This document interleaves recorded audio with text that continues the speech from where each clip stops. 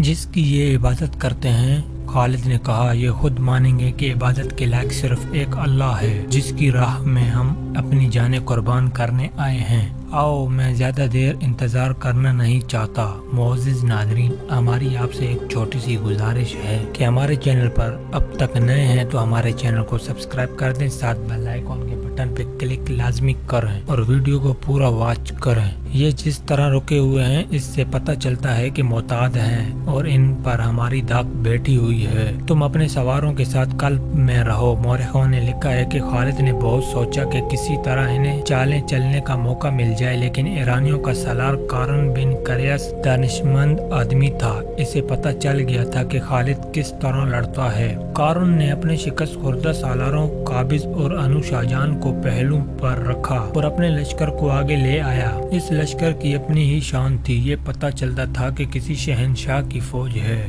ان کے قدموں کے نیچے زمین ہلتی تھی۔ ادھر یثرب کے سرفروش تھے۔ ظاہری طور پر ان کی کوئی شان نہیں تھی۔ ایرانیوں کے مقابلے میں مسلمانوں کے ہتھیار بھی کم تر رکھتے تھے، لباس بھی یوں ہی سے تھے اور ان کی تعداد ایرانیوں کے مقابلے میں بہت تھوڑی تھی۔ خالد نے اپنی فوج کو آگے بڑھنے کا حکم دیا تو ہزاروں قدموں کی دھمک اور گھوڑوں کے ٹاپوں کے ساتھ کلمہ طیبہ کا ورد کوئی اور ہی تاثر پیدا کر رہا تھا۔ یہ فوج تھکی ہوئی تھی اور زرتش تازہ دم تھے۔ دونوں فوجوں کے درمیان تھوڑا سا فاصلہ رہ گیا تھا تو خالد نے اپنی فوجوں کو روک لیا۔ مسنہ بن حارثہ اپنے سوار دستے کے ساتھ خالد کے پیچھے تھے۔ دائیں اور بائیں پہلو پر خالد کے مقرر کیے ہوئے دو سالار عاصم بن عمرو اور عدی بن حاتم تھے۔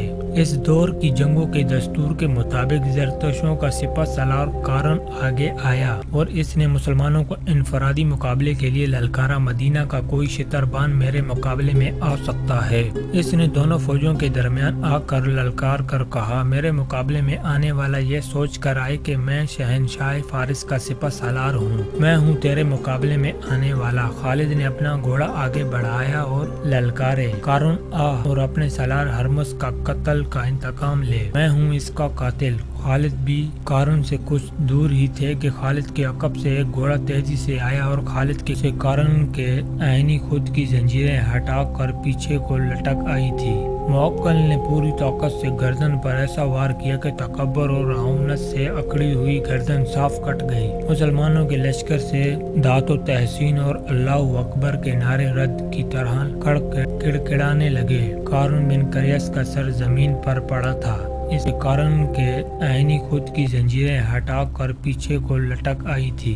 موکل نے پوری طاقت سے گردن پر ایسا وار کیا کہ تکبر اور رعونت سے اکڑی ہوئی گردن صاف کٹ گئی۔ مسلمانوں کے لشکر سے داد و تحسین اور اللہ اکبر کے نعرے رد کی طرح کڑکڑانے لگے۔ قارن بن قریس کا سر زمین پر پڑا تھا۔ اس کے زنجیروں والے خود کے نیچے اس کی حیثیت کے مطابق 1,00,000 درہم کے ہیروں والی ٹوپی تھی۔ ایسی ہی ٹوپی ہرمز کے سر پر بھی تھی۔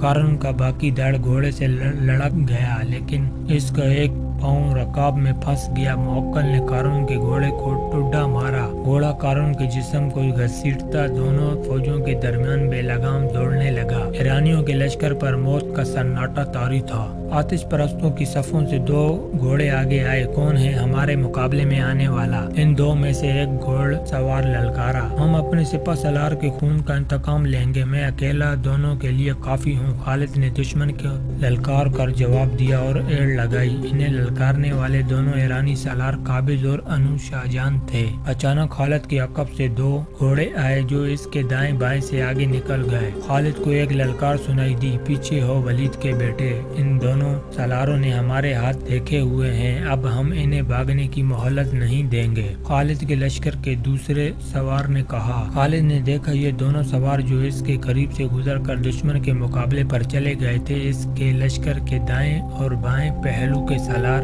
عاصم بن عمرو اور عدی بن حاتم تھے۔ ان دونوں نے کپڑوں کے لباس زیب تن کر رکھے تھے اور وہ جن کے مقابلے میں گئے تھے وہ سر سے پاؤں تک لوہے میں ڈوبے ہوئے تھے۔ مسلمان سالاروں کو کو اپنے اللہ پر بھروسہ تھا اور آتش پرست اس ذرا پر یقین رکھتے تھے جو انہوں نے پہن رکھی تھی۔ انہیں معلوم نہ تھا کہ تلوار کے وار کو عین نہیں عقیدہ روکا کرتا ہے۔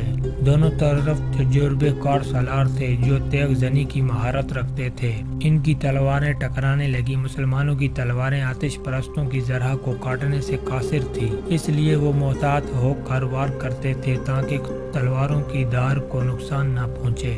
قاسم اور عدی اس تک میں تھے کہ دشمن کا کوئی نازک اور غیر محفوظ جسم کا حصہ ان کی ضروریات اور ان کے جان و مال کی تحفظ مسلمانوں کی ذمہ داری ہوگی۔ اس اعلان کے ساتھ ہی بیشتر باشندے مسلمانوں کی پناہ میں آ گئے۔ خالد نے اس علاقے سے جزیہ اور محصولات وغیرہ جمع کرنے کے لیے ایک شعبہ قائم کر دیا جس کا نگران سوید بن قرن کو مقرر کیا گیا۔ دوسرا شعبہ جس کی سب سے زیادہ ضرورت تھی وہ جاسوسی کا شعبہ تھا۔ اب باقاعدہ اور ماہرانہ جاسوسی کی ضرورت تھی۔ خالد نے اسی وقت اپنے جاسوس جو اسی علاقے کے رہنے والے مسلمان تھے دریائے فرات کے پار بھیج دیے۔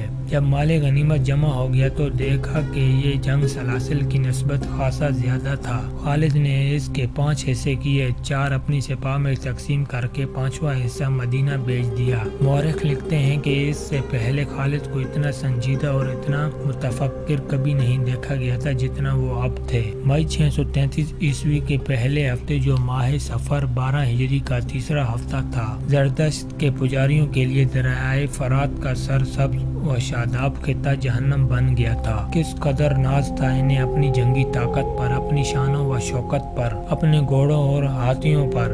وہ تو فرعونوں کے ہم پلہ ہونے کا دعویٰ کرنے لگے تھے اور کسرا دہشت کی علامت بنتا جا رہا تھا۔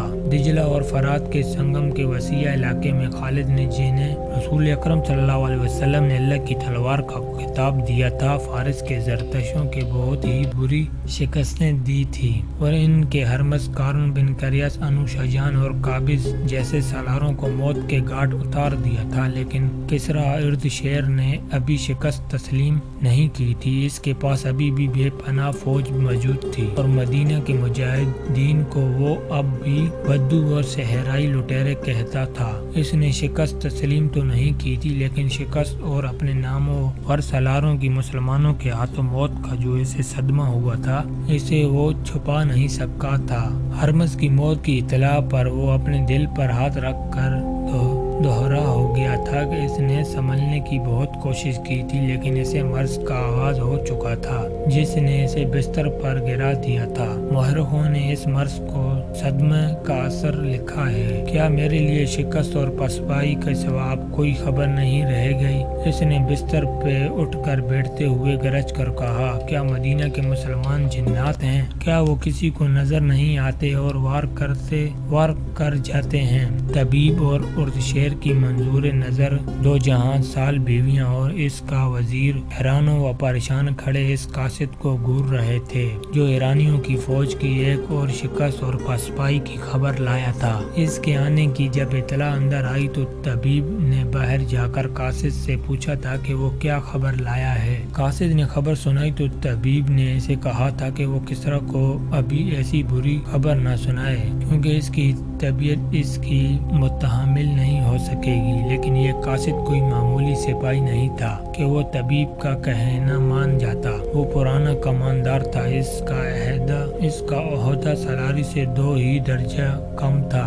اسے کسی سالار نے نہیں بھیجا تھا، اسے بھیجنے کے لیے کوئی سالار زندہ نہیں بچا تھا۔ طبیب کے روکنے سے وہ نہ رکا، اس نے کہا کہ اسے کسرا کی صحت کا نہیں، فارس کی شہنشاہی اور زرتشت کی عظمت کا غم ہے۔ اگر شہنشاہ اردشیر کو اس نے دجلہ اور فرات کی جنگی کیفیت کی پوری اطلاع نہ دی تو مسلمان مادائن کے دروازے پر آ دمکیں گے۔ اس نے طبیب کی اور کوئی بات نہ سنی، اندر چلا گیا اور اردشیر کو بتایا کہ مسلمانوں نے فارس کی فوج کو بہت بری شکست دی ہے۔ اردشیر لیٹا ہوا تھا، اٹھ بیٹھا، غصے سے اس کے ہونٹ اور اس کے ہاتھ کانپ رہے ہیں۔ कांप रहे थे। शहनशाह फारिस कमांडर ने कहा, मदीना वाले जिन्नात नहीं, वो सबको नजर आते हैं, लेकिन क्या कारून मर गया था? उर्दशेर ने गुस्से से पूछा। हाँ शहनशाह, कमांडर ने जवाब दिया, वो जाती मुकाबले में मारा गया था। इसने दोनों फौजों की लड़ाई तो देखी ही नहीं। मुझे इतला दी गई थी कि काबिज और अनुशाजान भी इसके साथ थे,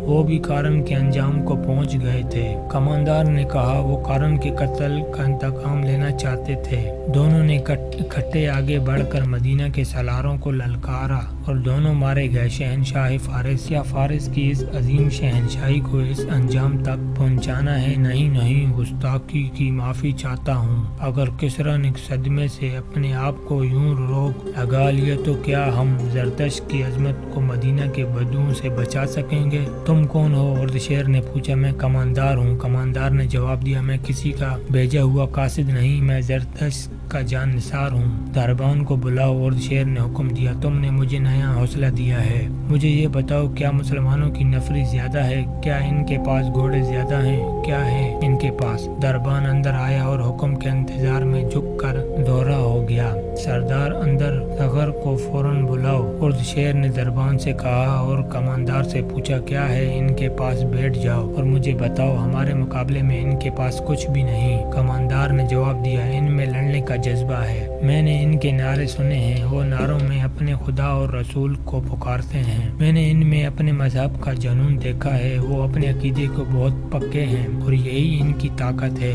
हर मैदान में इनकी तादाद थोड़ी है। ठहर जाओ, उर्दशेर ने कहा। अंदर ज़ग़र आ रहा है, मुझे अपने इस सलार पर भरोसा है। इसे बताओ कि हमारी फौज में क्या कमजोरी है कि इतनी ज्यादा तादाद में होते हुए भाग आती है। अंदर ज़ग़र उर्दशेर बिस्तर पर नीम दराज था। अपने एक और नामवर सलार से कहने लगा, क्या तुमने सुना नहीं कि कारम बिन करयान भी मारा गया है, काबिज भी मारा गया है और अनुशाजान भी मारा गया है? अंदर ज़ग़र की आंखें ठहर गईं, जैसे हैरत ने इस पर सख्ता तारी कर दिया हो। इसे बताओ कमांडर, उर्दशेर ने कमांडर से कहा। क्या मैं इन हालात में जिंदा रह सकूंगा? कमांडर ने सलार अंदर ज़ग़र को तफसील से बताया कि मुसलमानों ने इन्हें दरियाए मुअक्कल के किनारे किस तरह शिकस्त दी है और ये भी तफसील से बताया कि मैदान की फौज किस तरह भागी है। अंदर ज़ग़र उर्दशेर ने कहा, हम अब एक और शिकस्त का खतरा मोल नहीं ले सकते। मुसलमानों से सिर्फ शिकस्त का इंतकाम नहीं लेना, इनकी लाशें फरात में बहा दी जाएं। ये इसी सूरत में मुमकिन है कि तुम ज्यादा से ज्यादा फौज ले जाओ। तुम इस इलाके से वाकिफ हो, तुम बेहतर समझते हो कि मुसलमानों को कहाँ घसीट कर लड़ाना चाहिए। और रेगिस्तान के रहने वाले हैं, अंदर ज़ग़र ने कहा, और वो रेगिस्तान में ही लड़ सकते हैं। मैं इन्हें सरजब और दलदली इलाके में आने दूंगा और इन पर हमला कर दूंगा। मेरी नजर में दलजा मौजू इलाका है। इसने कमांडर से पूछा, इनके घोड़सवार कैसे हैं? इनके सवार दस्ते ही इनकी असल ताकत हैं, कमांडर ने कहा। इनके सवार बहुत तेज और होशियार हैं। दौड़ते घोड़ों से इनके चलाए हुए तीर खता नहीं जाते। इनके सवारों का हमला बहुत ही तेज होता है, वो जम कर नहीं लड़ते, एक अल्लाह बोल कर इधर उधर हो जाते हैं। यही वो राज है जो हमारे सालार नहीं समझते। अंदर ज़ग़र ने अपनी रान पर हाथ मार कर कहा।